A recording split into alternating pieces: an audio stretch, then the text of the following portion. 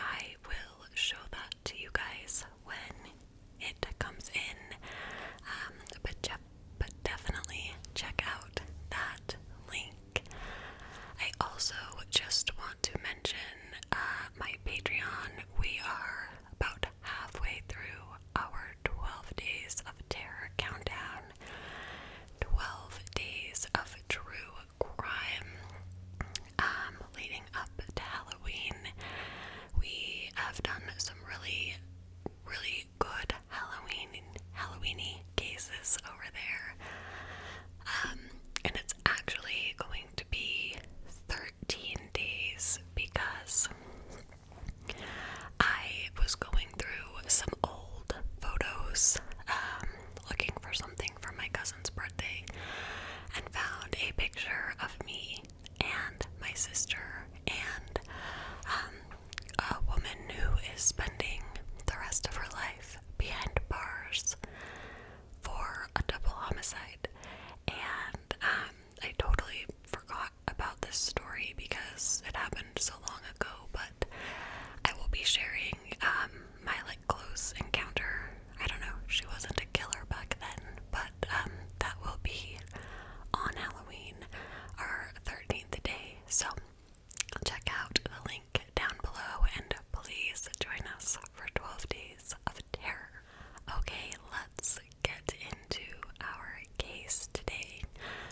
So I've had several requests to cover more of the missing 411 cases, and they're perfect for this time of year because they're so creepy. So today we are going to talk about the mysterious disappearance of Steven Kubacki. I think that's how you pronounce the last name. So our story begins in February of 1987 with a 23-year-old college student named Steven Kubacki. Steven attended this private college. It was like a Christian university near the east shore of Michigan called Hope College. And he's just a few months away from graduating. He had always done very well in college, gotten good grades, and he was so excited to be almost to the finish line of his academic life. He had just lined up a job as a reporter after he graduated, so life is going really well for Steven. His ducks are kind of all in a row. On February 20th, 1978, Steven decides to go out on this cross-country trip. Not really trip because he's very close to where he lives, but he decides to go out cross-country skiing in this town called Suwagatik. I think that's how you say it.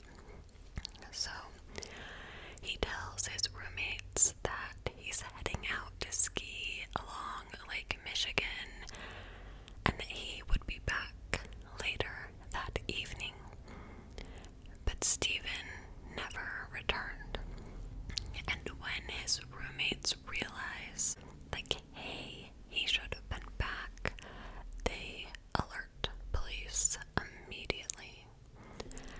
Michigan State Police, with the help of the Coast Guard, search Lake Michigan for Steven, and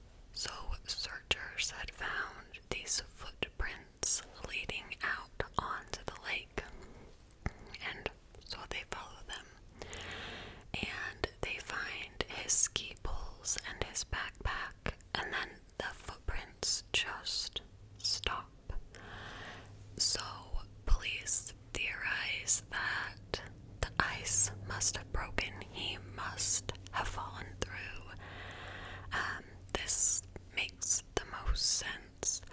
And his body, because this is a lake, not an ocean, they're assuming his body will like wash up to shore in the spring because I guess with Lake Michigan, the bodies always do.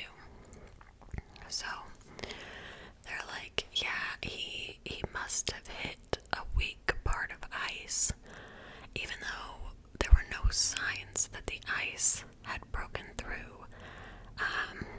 This is just the only thing that makes sense. There's footprints out on the ice. They abruptly stop. His stuff is right there.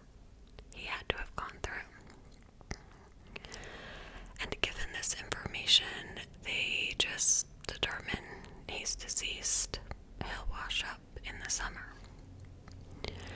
But Steven's body didn't wash up in the summer because Steven wasn't dead. And his family kind of knew this. They never believed that he had fallen through the water. And so they hire a PI to look into his case. And police haven't, like, just completely closed his case. They were, like, looking at different flight manifests to see if maybe he had just taken off. But his family didn't believe that he could have run away or taken off because he had such a bright future and he was so excited for what lay ahead of him. So, like I said, police were like pulling a flight manifests to see if he had boarded a plane somewhere. They even ended up sending Steven's dental records to Chicago to see if he could have been one of John Wayne Gacy's victims. But everything the family was doing, the PI was doing, and the police, like, everyone was coming up empty-handed. And even though people were still looking for him, life went on. His year at the university graduated, and they had this commencement ceremony where they honored Steven and they gave his parents like an honorary bachelor's degree for him. So things are moving on, life is moving on, but there's no answers as to what could have happened to Steven. But the thing is, strange things, strange disappearances and deaths have been happening on Lake Michigan for a long time. And this area where Steven went missing is actually known as the Lake Michigan Triangle. And it has a very deadly history. So, this triangle spans from Manitowoc, Wisconsin to Lundenburg, Michigan, and then goes to Benton Harbor, Michigan. And it has been proposed as like a proponent to the Bermuda Triangle because it is governed by the same forces. Jay Corley wrote a book titled The Great Lakes Triangle,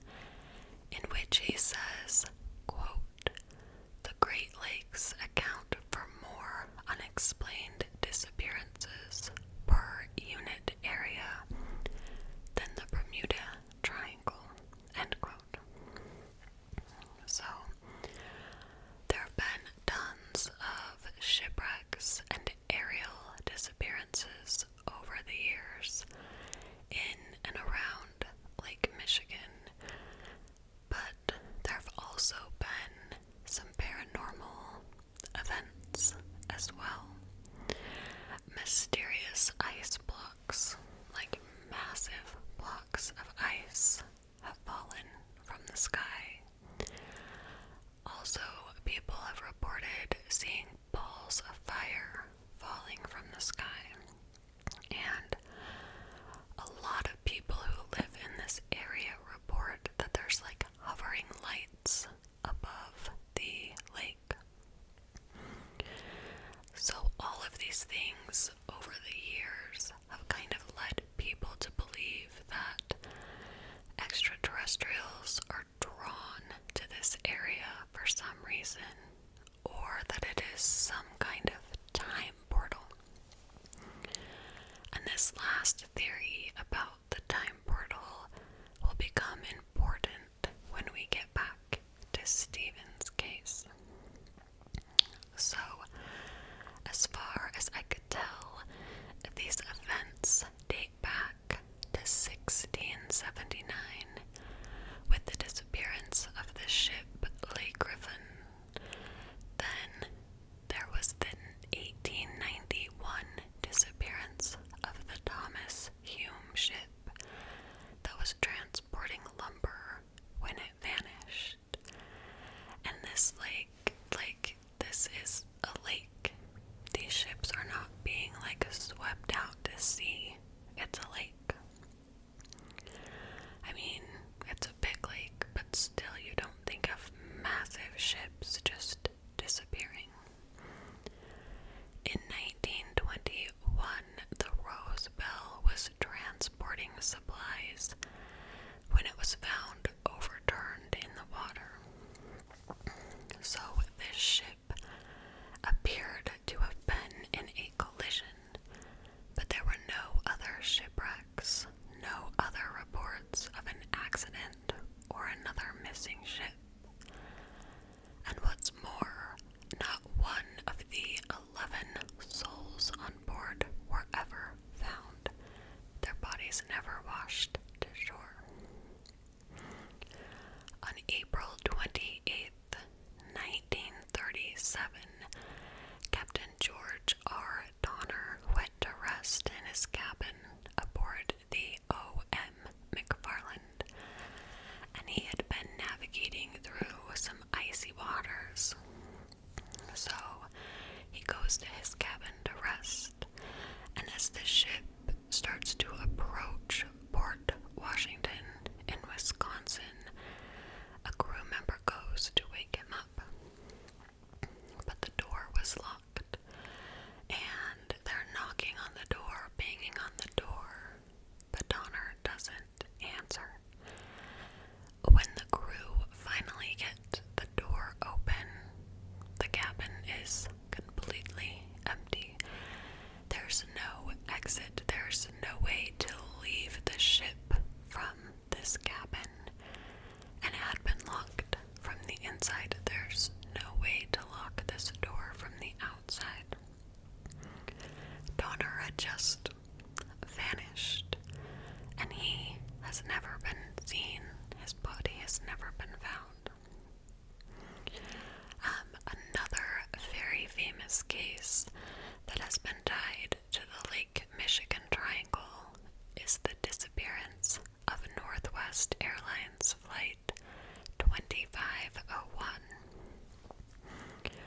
On June 23rd, 1950, this plane takes off from New York, and it's heading to Seattle, but they're stopping in Minneapolis. At 11:37, the pilot requested a descent from 3,500 feet to 2,500 feet due to an electrical storm, and this request was denied. And then minutes later, the plane disappeared from radar. Now, if a plane is in a really bad electrical storm and it goes down, that may not be super suspicious. But let's get to the suspicious part. So there is this massive search effort, but the only thing that was ever found was, the only thing that was ever found of the airplane was a blanket with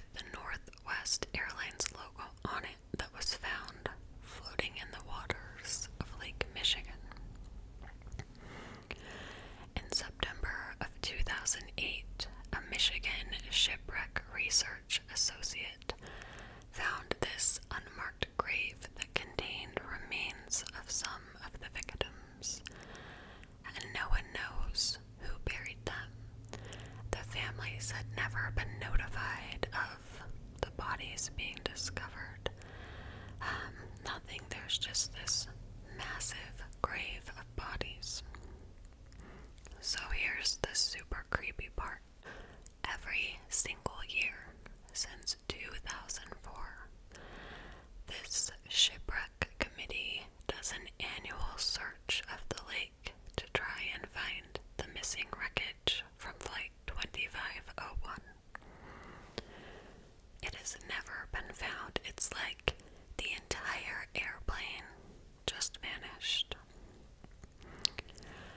Lake Michigan ranks high when it comes to UFO sightings, or just like paranormal experiences.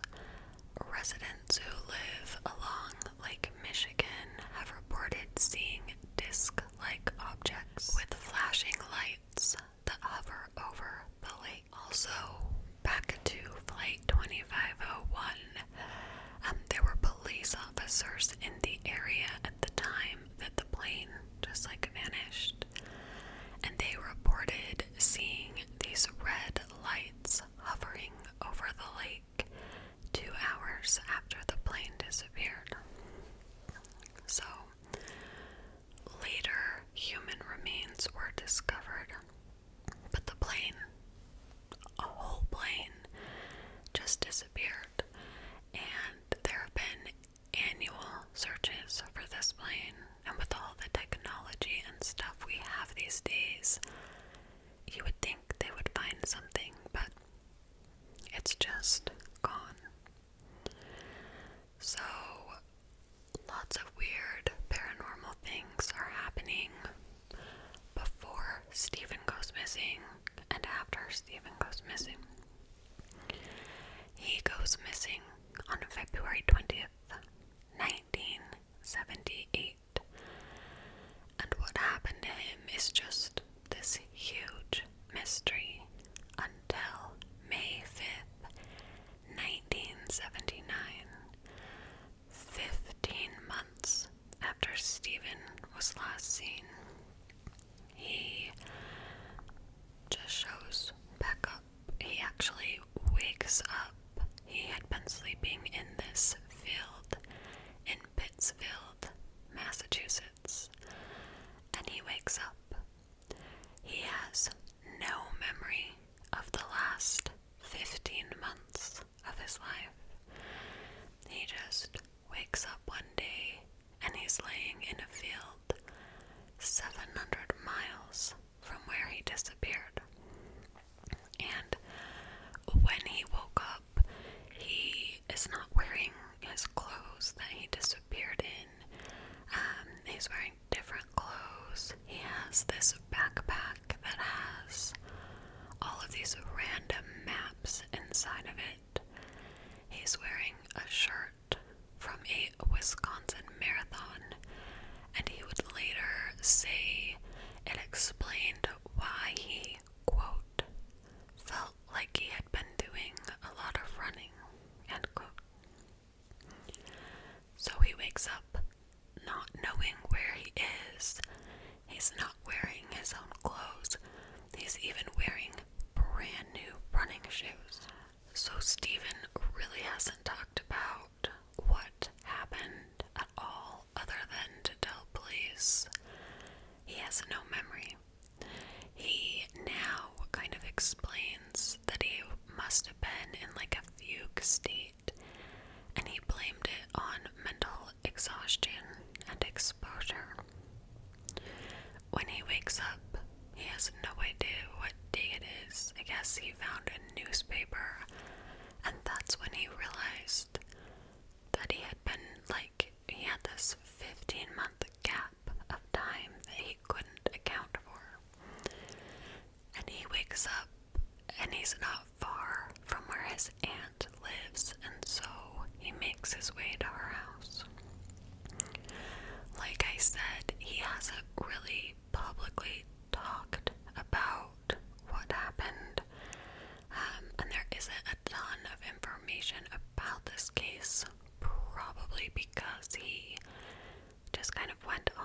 his life.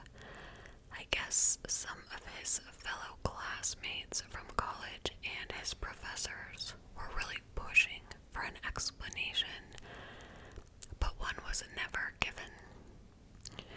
These people had mourned him, and I'm sure his family maybe knows more, but I know that these college classmates of his, they had really mourned him, Steven disappearing, and being presumed dead was very dramatic for a lot of them, and they felt like Steven owed them an explanation, but they never got one. So he just returns to life. He goes on to complete a master's degree from Ohio State, and in 1992 he received a PhD in clinical psychology, and then he wrote a book called Mathematical Foundations of Existence. So I was super interested to look into this book because I always like to read people like who were clinically dead, or who have maybe like out-of-body experiences. I'm always really interested to read those types of things. So when I was researching this case and found out he read a book, I wanted to see what the book was about. And I actually ordered it. It's like $1 on Kindle, but I haven't had a chance to read it. But what it says in the description is, quote, "The goal of science is to discover and explore the boundless realities of existence," end quote. And the book is about the quantum, God, and the beyond. So I ordered it. I am super interested on this guy's take on that kind of stuff. I find that stuff interesting anyway. But that is the story of Steven Kubacki. I guess this would be considered another missing 411. I do have another video where I cover several 411 cases. I will link that up above, and I will make a playlist of the missing 411. So I ordered a book that covers several of the cases, so I will be covering them over the next little bit here on YouTube. I just quickly want to cite my sources. I got information from the Great Lakes Triangle book by Jay Gorley, and the Vintage News article by Claire Fitzgerald titled "The Lake Michigan Triangle." Thank you guys so much for joining me, and please join us over on Patreon. This is the month to do it. There is so much good stuff happening over there, so many great cases. So yeah, I'll see you guys next week.